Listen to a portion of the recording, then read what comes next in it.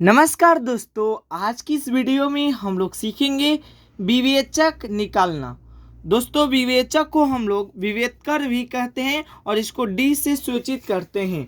तो इस वीडियो में हम लोग आसानी पूर्वक से विवेचक यानी डी निकालना सीखेंगे। दोस्तों, सबसे पहले हम लोग को जानने पड़ेगा कि द्विघात समीकरण का व्यापक रूप। द्विघात समीकरण का व्यापक रूप।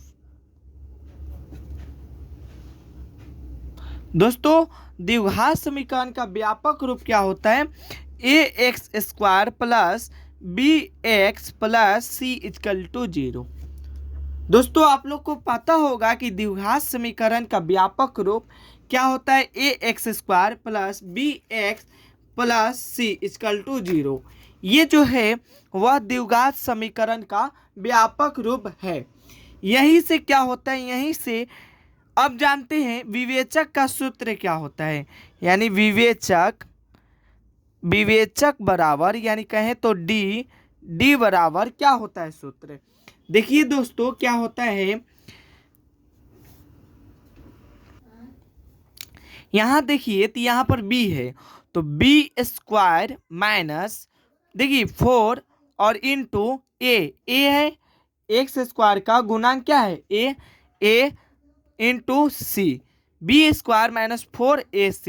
तो यहाँ पर डी से लिखें तो क्या होता है? B square minus 4ac। तो दोस्तों, यही जो होता है वह विवेचकर का फॉर्मूला होता है। क्या होता है दोस्तों? तो डी बराबर बी स्क्वायर माइनस 4ac। ये किसका फॉर्मूला हो गया? तो विवेचक का सूत्र हो गया। तो चलिए इसको निकालते हैं।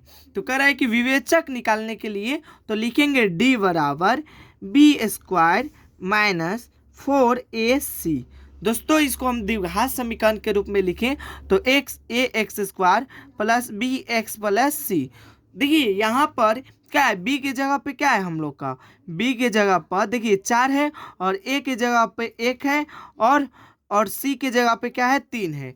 तो बी स्क्वायर, तो बी की जगह पे कितना है? 4, तो यहाँ पर लिखेंगे 4, और स्क्वायर है तो स्क्वायर लिखेंगे दोस्तों। और देखिए यहाँ पर माइनस है, तो यहाँ पर हम लोग लिखेंगे माइनस।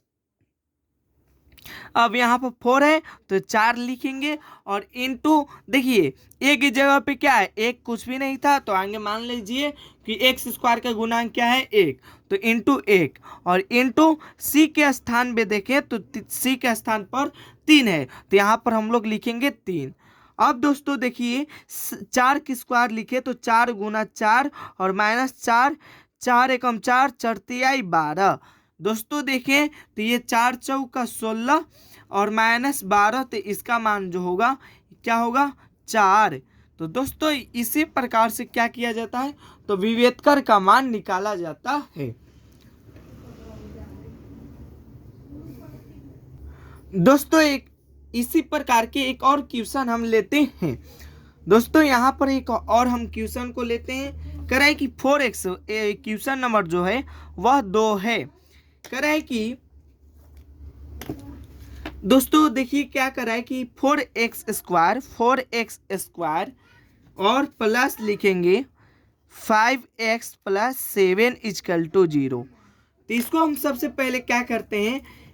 द्विघात समीकरण के रूप में लिख लेते हैं, x square plus b x plus c. देखिए दोस्तों, तो हम डी बराबर निकालते हैं, क्या होता है?